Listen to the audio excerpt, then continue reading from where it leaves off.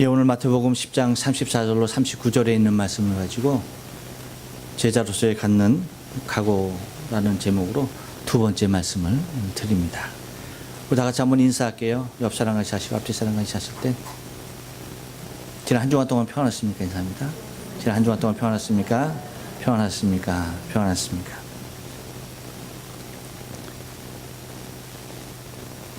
세수를 새 부대에 담아야 하는 것은 새 부대만이 새술의 발효의 힘을 견뎌낼 수 있기 때문입니다. 제자로서의 새로운 각오만이 다음 시대를 주도해 갈 수 있는 의지가 되기도 합니다. 우리는 우리의 삶에 크고 작은 일에 있어서 주요한 결단을 하지 않으면 안 되는 시기가 오게 됩니다. 현대 교회를 바라보면서 여러분 무엇을 생각하십니까? 지금의 주님의 교회는 이제 만신창이가 되어버린 지가 너무 오래됐어요. 세상에 비웃음거리요 조롱거리가 되어버리고 말았습니다. 교회들이 메가처치의 모습을 나타내면서부터 재산권에 대한 법정 소송이 끊이지 아니합니다. 교회 제1세대의 교회 성장의 실세들이 이제 나이가 많아지면서 자리에서 물러나면서 후임자의 자리, 그 바통 터치의 과정에서 불거져 나오는 많은 통증들이 있습니다. 어떤 교회는 세습의 일로서, 또 다른 교회의 모습은 서로의 측근들을 세우려고 하는 보이지 아니하는 다툼들이 교회의 계속적인 문제거리를 제공하고 있는 것을 바라보게 되어지죠. 그것이 나쁘다는 것은 아닙니다. 그렇지만 거기에 대해서 너무나 우리 스스로도 신뢰를 저버렸고 또한 우리 스스로도 비판을 가하기를 서슴지 아니하는 우리 스스로의 모습을 보면서 곧 나의 아픔에 대하여, 우리 스스로의 아픔에 대하여 우리는 너무나 무감각해버린 그러한 모습들을 현대의 교회의 모습을 통하여서 우리 자신의 모습을 발견하게 된다는 것입니다. 뿐만 아니라 성직자들의 타락과 비리, 그리고 물건주의의 남용, 이런 엄청난 것들이 교회를 교회되지 못하게 하는, 교회가 교회로서의 빛과 소금의 역할을 잃어버리게 하는, 그래서 세상 사람들의 한낱 즐기는 욕거리가 되어지고 무시당하는 이런 일들이 얼마나 많이 나타나 있는지 모른다는 것이죠. 이런 모습을 보면은 이제는 그 무엇으로도 교회는 치유가 불가능한 상태에 이르렀다 해도 과언이 아닐 정도로 우리는 아파하고 있고 신음하고 있는 우리 교회의 현실들을 바라볼 수가 있다는 것입니다. 이제는 교회가 건물로서 이 유형적인 교회, 이것이 교회의 참모습이 아닌 진짜 가치 있는 교회, 우리 무형의 교회인 우리 자신 한 사람 한 사람 하나하나가 이제는 제대로 서 있지 아니하면 안 되는, 이 세상에는 이제 더 이상 희망이 없는, 어떠한 소망도 없는 그러한 시대. 그러니까 우리가 정신 차리지 아니하고 교회가 세상의 희망인데 이제는 보이는 유형적인 교회로서는 더 이상 빛이 없습니다. 이제 그 안에 존재되어 있는 우리 한 사람 한 사람이 주님을 모신 성전으로서, 교회로서의 역할을 우리 스스로가 자각하고 이제는 우리의 삶을 통하여서, 우리의 예배를 통하여서, 우리 인생을 통하여서 주님을 내보이지 아니하면 안 되는 그러한 시대를 우리가 맞이하고 있다는 것입니다. 그래서 지금이야말로 주님의 제자인 우리 하나하나가 주의 몸된 교회로서 이제 일어나고 새로운 각오로 새로운 시대, 이 시대를 책임지지 않으면 안 되는 상황에 이르렀다는 것입니다. 대단히 어려운 결단입니다. 쉽지 않은 결단입니다. 왜일까요? 더욱 중요한 미래가 지금 우리의 결단에 달렸기 때문입니다. 그러기에 지금의 우리의 결단과 우리의 각오는 매우 중요하지 않을 수가 없다는 것입니다. 지금도 교회를 보시면서 울고 계신 주님의 모습을 우리가 생각해야 합니다. 이제 주님께서 정말 어디에 진정한 교회의 의미를 두시며 무엇에 또 다른 생명을 불러일으키며 새로 살리는 교회의 역할로서의, 생명 살리는 교회의 역할로서의 일들을 감당하게 하실까라고 하는 것입니다. 과거에는 그 지역에서 우리가 흔히 속한 말로 교회 지붕만 덮으면 교회는 부흥되어지는 그런 시대가 있었습니다. 이제는요, 교회를 금으로 쳐발라도 부흥은 일어나지 않습니다. 시대를 인식해야 합니다. 그렇다면 하나님께서 이 많은 영혼들을 향하여서 당신의 모든 꿈을 다 포기하신 것인가? 당신이 십자가에서 해놓으신 그 일들에 대하여서 지금 이 시대에는 침묵하고 계신 것인가? 아니죠. 주님이 이 땅 가운데 오실 그날이 가까우면 가까울수록 주님은 더 애타시죠. 더 당신의 뜻들을, 당신이 구원해야 할 자들을 구원하기에 급파져 있으시죠.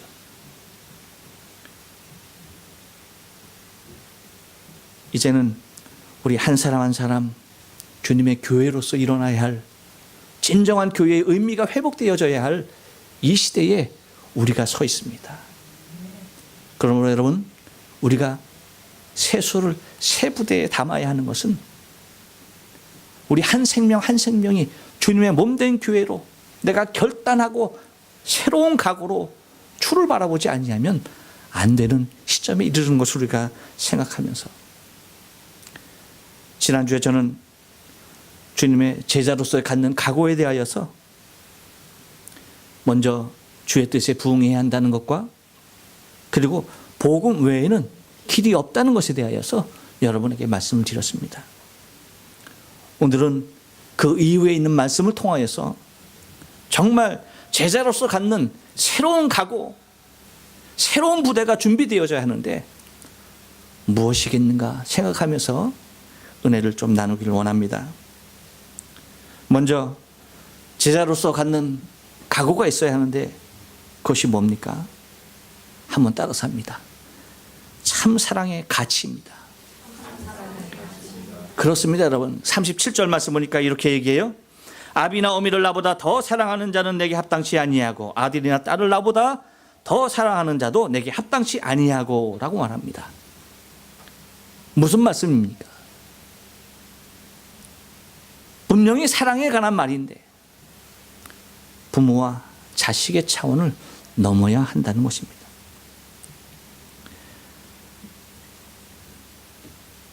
우리에게 잘 알려진 Unchain My Heart, 그리고 I Can Start Loving You, 그리고 Georgia on My Mind 라고 하는 이러한 유명한 곡들,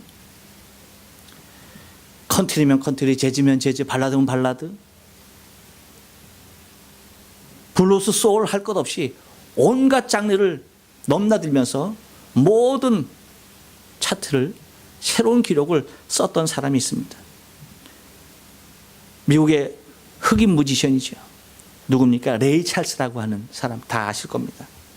그의 인생 음악을 영화한 레이라는 영화를 보면 인종차별이 매우 심했던 당시 미국에서 흑인으로서, 더군다나 맹인으로서 살아간다는 것은, 자신의 꿈을 펼치며 산다는 것은 매우 힘든 여건이었습니다. 그럼에도 불구하고 그에게 천부적인 음악 재능이 있었기에 그는 성공할 수 있었지만, 그 천부적인 음악 재능만이 그를 그렇게 온 미국이, 아니 온 세계가 다 아는 사람으로 그런 자리에 이를 수 있었을까라고 하는 것입니다. 그렇지 않죠. 누구나 할 것 없이 어떤 분야에서나 천부적인 재능을 다 갖고 있습니다. 레이에게는 음악이라고 하는, 피아노 한 대만 했으면 그는 그의 영혼을 노래할 수 있었던 사람이었지만, 그런 재능이 있었지만, 여러분 누구나에게나 또 다른 모습으로의 천재적인 재능은 다 주어진 바 된 겁니다. 그런데 그것으로 그가 일약 미국뿐만 아니라 세계적인 스타가 될 수 있었겠는가라고 하는 것이죠. 그의 삶의 뒤에는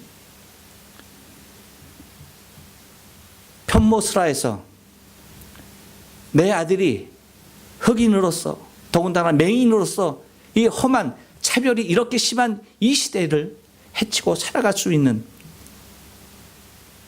그런 모습으로 생각지 않았던 어머니가 계십니다. 그 어머니의 눈물 어린 결단이 있었지요. 편모스라에서 두 형제를 키웁니다. 잘하고 있어요, 두 형제가. 근데 레이의 동생이 레이의 눈앞에서 죽음을 맞게 됩니다. 그것이 그의 평생 아픔이었고 평생 그 죽음에 시달리는 그런 삶을 살죠. 어머니는 그 충격으로 눈이 멀어서 이제 안 보이는 그 레이를 향해서 중요한 결단을 합니다. 떠나보내는 것입니다. 가라는 것입니다. 네가 이 동네에 여기에 있으면 너는 하루 품값을, 너의 품을 팔아서 먹고 사는 사람 이 밖으로는 나갈 수가 없다 라고 해서 떠나보냅니다. 사랑하지 않아서입니까? 미워서입니까? 자신의 동생의 죽음을 물끄러미 바라봐왔던 그 모든 책임을 아들 레이에게 전가하는 것입니까? 아니죠. 그 누구보다도 사랑했고 그 누구보다도 애정을 갖고 있었던 아들입니다. 정말 평생을, 흔히 장애를 갖고 있는 부모들이 하는 말, 내가 이 자식보다 하루 더 사는 것이 내 소원이라고 하는 그런 간절한 모습, 너무나도 애틋한 사랑이 있었죠. 그렇지만 떠나보내졌던 것입니다. 무엇이, 어떻게 하는 것이 참된 사랑인지 그 가치를 알았기 때문입니다. 무엇이 참사랑의 가치인지 알 때에 비로소 인생은 제대로 된 삶을 살 수 있으며 거기에 올인할 수가 있는 것입니다. 부모가, 자식이, 형제가 나 자신의 사랑의 대상이 아니라는 말이 결코 아닙니다. 정말 아끼고 정말 사랑하고 감싸줘야 할 대상이죠. 하지만 내가 사랑하고 내가 보호하고 내가 책임질 수 있는 것은 한계가 있다는 것이에요.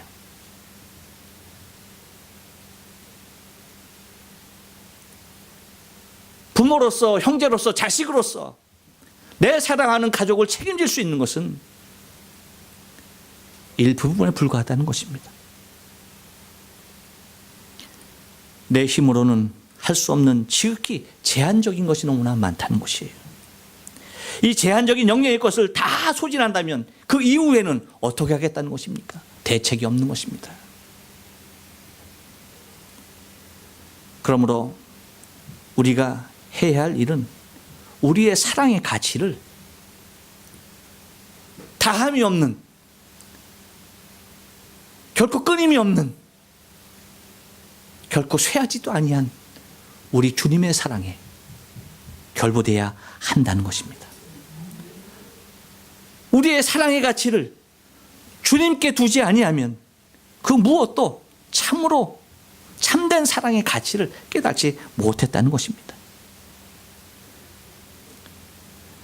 그 누구나, 그 누구보다 내가 정말 사랑하는 사람을 위해서는 사랑의 가치를 우리 주님께 둘 때에 전능하신 주께서 그 마음을 받으시고 당신의 다없는 사랑과 자비와 긍휼로 우리 부모, 형제, 자식을 책임져 주는 것입니다. 이 이치를 깨달아야 하는 것이죠. 그런데 우리는 너무나 우리의 힘으로 무엇인가 이루려고 합니다. 무엇인가 내가 이루어 놓은 것으로 우리의 자식들을 책임지려 합니다.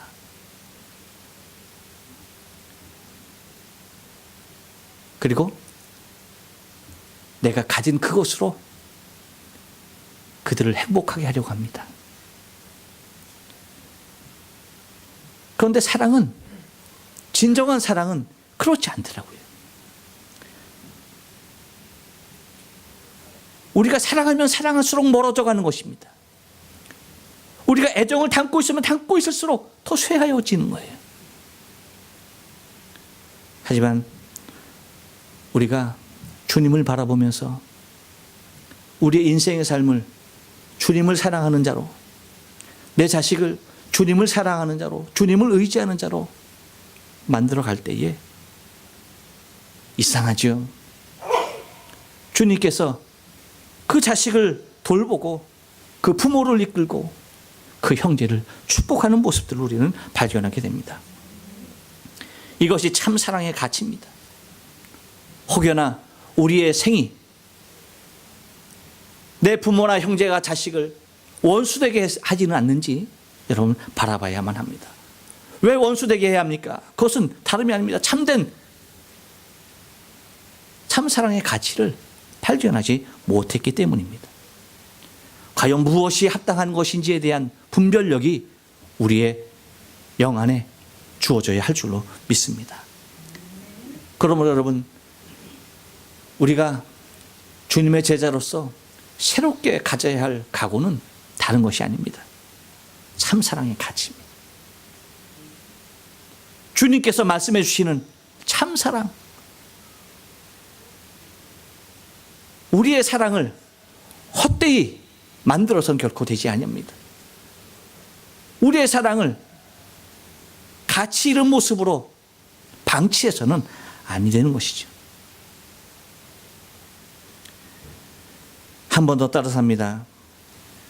사명을 감당하며 살아야 합니다. 38절 말씀 보니까 이렇게 말합니다. 또 자기 십자가를 지고 나를 쫓지 않는 자도 내게 합당치 아니하니라 라고 말합니다. 인생 모두에게는 자신이 져야 할 십자가가 있습니다. 많은 사람들이 자신이 져야 할 십자가를 지는 것까지는 성공을 합니다.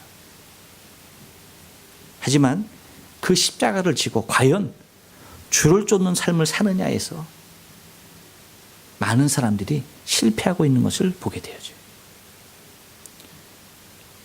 얼마든지 자신에게 주어진 십자가 지고 갑니다. 그런데 그 십자가를 지고 주를 쫓느냐는 것입니다. 주님의 관심도 십자가를 진 이후에 네가 나를 쫓느냐 안 쫓느냐에 대해서 주님은 더 깊은 관심을 두고 있는 것을 바라보게 되어져요. 우리는 내 자신이 그냥 십자가를 졌다는 것에 만족하고 거기에서 끝입니다. 그런데 주님이 요구는 거기에 있지 않아요. 많은 사람이, 대부분의 사람이 자신의 삶의 무게를 십자가로 생각하고 자신의 인생의 무게를 십자가로 생각하고 그 인생의 걸음을 걸어갑니다. 지고 갑니다. 그런데 주님은 거기에 관심을 두는 것이 아니라 그 이후 네가 그것을 졌을 때에, 그 십자가를 졌을 때에 나를 쫓고 있느냐는 것이죠. 그 십자가를 지고 나를 쫓고 있느냐, 그 십자가를 지고 너의 길을 가느냐, 여기에 대해서 주님은 더 깊은 관심을 갖고 있다는 것입니다. 십자가를 지는 것도 중요하지만 십자가를 지고 주님을 쫓는 것이 우리의 목적이 되어야 하는 것입니다. 왜입니까? 십자가를 지고 주님을 쫓게 될 때에 우리가 진 십자가가 진정한 의미를 주기 때문이에요. 우리는 흔히 삶의 무게, 인생의 무게를 십자가에 비유하면서 무엇을 지었던 무게가 얼마이던 주를 쫓게 될 때 그 십자가의 무게는 무거울수록 영광이 되는 것이지만 주를 쫓지 않을 때는 그 십자가의 무게는 단순히 삶의 무게에 지나지 않는다는 것입니다. 그 무게가 무거우면 무거울수록 한많은 인생으로 남게 되는 것입니다. 그러나 여러분, 우리가 십자가를 지고 주를 쫓는 것은 우리의 인생의 삶을, 우리에게 주어진 사명을 온전히 감당하며 살아야 한다는 것입니다. 어떤 이는 그 십자가가 가벼울 수 있습니다. 어떤 이에게는 정말 일어서기조차도 힘든 무게일 수도 있습니다.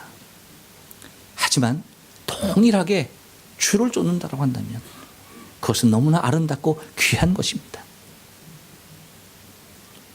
우리가 아무리 잘 버티고 우리가 아무리 나에게 주어진 십자가를 졌다 할지라도 그것이 세상으로 가는 내 삶의 방향이라고 한다면 그 무게는 더욱더 나를 초라하게 만들 뿐입니다. 나를 더욱더 무너지게 할 뿐입니다. 여러분, 우리가 가야 하는 것, 그것은 사명으로 가야 합니다. 주를 쫓는 길에 내 생명을 다해야 한다는 것입니다.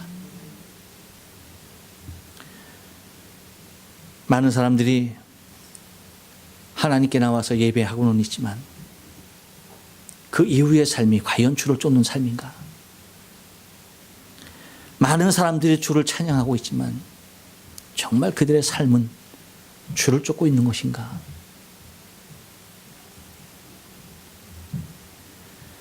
한 번 더 따라서 합니다. 천국의 삶을 목표로 두어야 합니다. 39절 말씀 보니까 이렇게 얘기해요.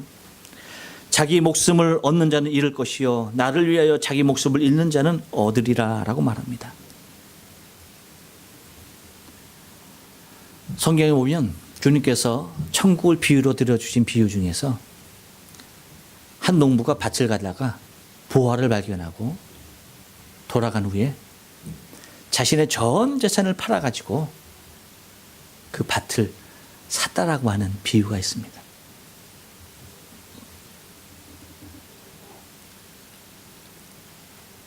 여러분, 우리는 보화를 발견한 사람들이에요. 정말 값진 진주를 발견한 사람들입니다. 그것이 진정한 가치가 있기에 내가 가진 모든 것, 내 평생을 들어서 일궈놓은 그 모든 것을 전혀 아끼지 아니하고 다 처분하고 그 밭을 사고 그 진주를 사는 것입니다. 만약에 홀이라도 내가 발견한 보화와 내가 발견한 진주에 문제가 있다라고 한다면 내 평생을 들여서 일궈놓은 것을 다 가지고 그것과 바꿀 일은 결코 주어지지 않을 겁니다. 그런데 다 버리고 그것을 취할 수 있다는 것은 그 진주가, 그 보화가 내 평생에 갖고 있던 그 모든 것보다 더 귀하고 복되다는 것입니다. 우리는 자신의 전 재산을 들여서 밭을 사야 합니다. 보화가 묻힌 그 밭을 소유해야 하는 것입니다. 내 생명을 다해서 주님 계신 그 천국을 침노하는 자가 돼야 되는 거예요. 내 생명이 하늘에 있음을 바라볼 수가 있어야 하는 것입니다.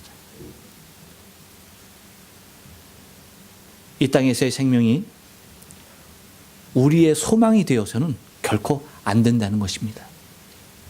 많은 사람들이 이 땅의 생을 위하여서 자신의 삶을 불태우는 것을 바라보게 됩니다.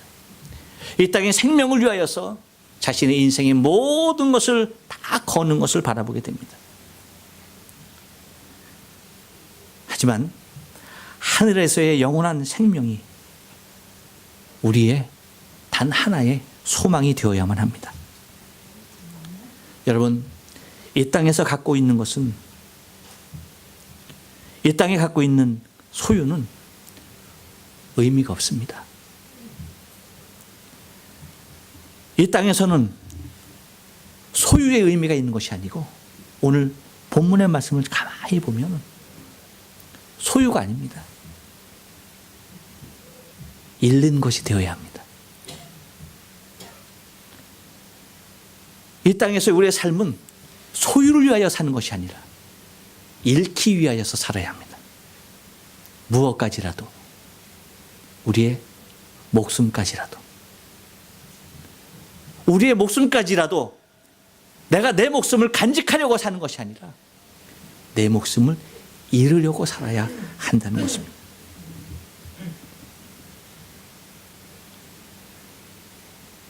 자신의 가장 중요한 것, 목숨이죠. 그 목숨을 위하여 사는 것이 아니라 가장 중요한 그것, 목숨이죠. 그 목숨을 주를 위하여 내놓아야 한다는 것입니다.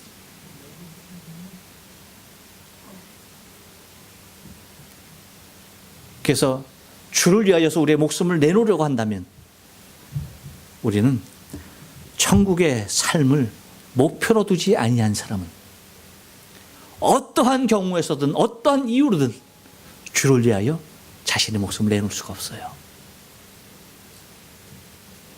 하지만 내 생명이 천국에 있음을 소망하면서 저 천국을 소망하며 저 천국을 그리며 살아간다고 한다면 여러분, 우리의 목숨은 주를 위하여 내놓아야 합니다.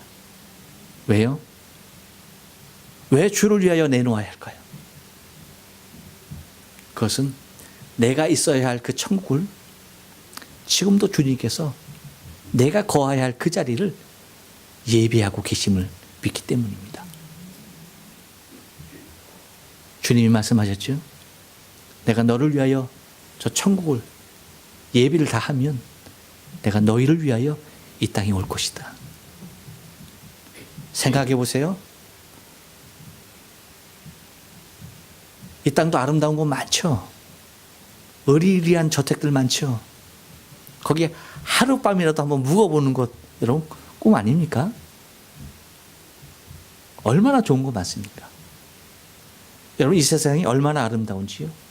이 아름다운 것을 주님께서, 우리 하나님께서 말씀으로 단 6일 만에 창조하셨던 것 아십니까? 여러분 기억하세요? 말씀으로 단 6일 만에 창조하셨어요. 몇십만 년이 걸려서 만들어진 것이 아닙니다. 단 6일입니다. 그런데 우리 주님께서 부활하시고 승천하신 지가 벌써 여러분 2000년이 넘었습니다. 2000년 되죠, 2000년. 조금 있으면 2000년 넘겠네요. 그런데도 주님이 이 땅에 아직 안 오시는 이유가 뭐예요? 우리를 위하여서 예비하신 그 자리를 지금도 만들고 계신 거예요. 얼마나 아름다울까? 비교조차 되지 않냐는 것입니다. 그것을 상상하고 그것을 바라보고 지금도 말씀으로 창조한 6일 만에 창조한 이 세계도 이렇게 아름다운데 2000년에 걸쳐서 만들고 예비하고 계신 저 천국은, 나를 위하여 준비하고 계신 천국은 도대체 어떤 것일까? 나를 위하여 그 일을 하고 계신 주를 위하여서 우리가 이 땅에 우리의 유한한 생명을 맡긴다는 것은 우리 인생의 가장 큰 축복입니다. 그 무엇과도 바꿀 수 없는, 그 무엇으로도 대신할 수 없는 가장 환상적인 일입니다. 믿던 믿지 않던 여러분은 그날 깨달을 것입니다.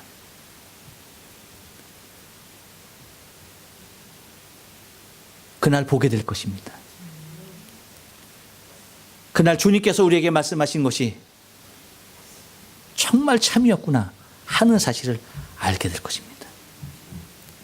하지만 그날이 우리의 후회의 날이 되어서는 결코 아니 되는 것입니다.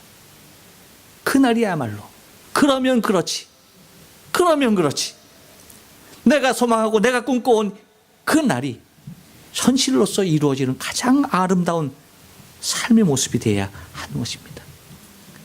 그러기에 바울은 자신의 생명의 삶을 주를 위하여 기뻐하면서 천국을 누리면서 복음을 위하여 살아갈 수가 있었고, 주의 제자들은 하나같이 자신의 목숨을 주를 위하여 내놓고 순교하며 주를 만날 수가 있었던 것입니다. 그 나라를 소망하지 않는다면, 그 나라를 우리가 꿈꾸지 않는다면 결코 순교자의 삶은 살 수가 없는 것입니다. 여러분, 우리도 이 땅에서 우리의 인생의 삶은 어차피 순교자의 삶이에요. 죽어서 순교하느냐, 살아서 내 삶으로 순교의 삶을 주 앞에 드리느냐, 주를 위하여 내 생명을 드리는 것, 이것은 살아서 주 앞에 순교의 삶을 드리는 것과 같습니다. 여러분, 바랍니다. 이 땅, 이 세상, 우리가 일반적으로 소망하는 것, 그것에 우리의 마음을 뺏겨서는 결코 되지 아니합니다. 하나님의 나라, 저 천국을 우리가 소망하면서 이 땅 가운데 그 천국의 주인 되신, 왕 되신 우리 주님이 하루라도 속히 오기를 위하여서 우리에게 주어진 인생의 삶을 가지고 제자로서 정말 주님이 우리를 본으로 당신의 나라를 일으켜 세우기를 원하는 그 주님의 간절한 소망 가운데 우리가 부응하며 우리의 삶을 주 앞에 드려야 할 줄로 믿습니다. 기도하십니다.